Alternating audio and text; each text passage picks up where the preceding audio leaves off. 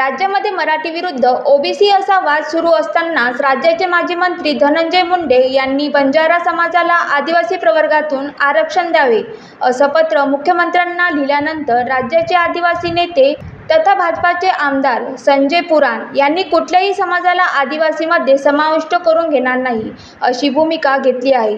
परिणामी वेळ आली तरी आम्ही न्यायालयीन लढाई लढू अशी भूमिका भाजपाचे आमदार संजय पुराण यांनी घेतली आहे। परिणामी राज्यातील जे 25 आदिवासी आमदार आहेत ते आदिवासींच्या पाठीशी खंबीरपणे उभे आहेत अशी ही भूमिका त्यांनी व्यक्त केली आहे।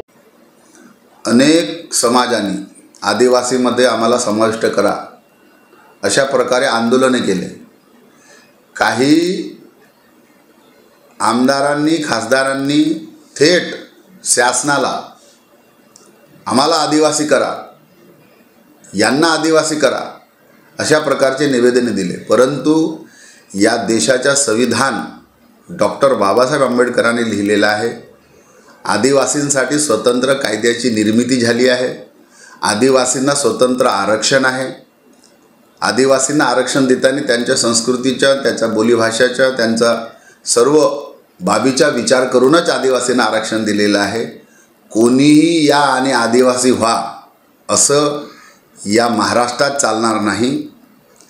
अनेक नेत्यांनी आपली आपली पोळी शिजवून घेण्यासाठी, बंजारा समाजाला खुश करण्यासाठी माननीय मुख्यमंत्र्यांना दिलेला तो त्यांचा केविलवाणा प्रयत्न आहे।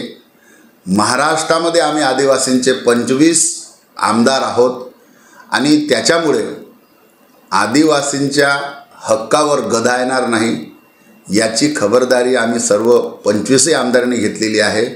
आम्हाला विश्वास आहे महाराष्ट्राचे मुख्यमंत्री आदरणीय देवेंद्र फडणवीस साहेब हे विदर्भाचे आहेत आणि मोठ्या प्रमाणात विदर्भाच्या 11 जिल्ह्यामध्ये आदिवासी समाज मोठ्या प्रमाणात आहे।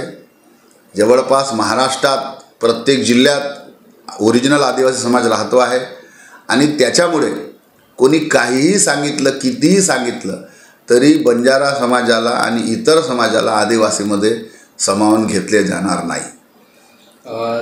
पत्र काही झाला तर पुढची भूमिका काय राहणार आपली?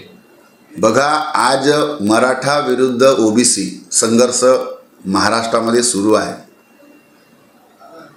कुठल्या चौकटीत ते बसून नाही राहिलेलं आहे। आज ओबीसी समाजाचे नेते छगन भुजबळ साहेब हे न्यायालयीन लढाई लढत आहेत। काही ओबीसी समाजाचे नेते जमिनीवर लढाई लढत आहेत।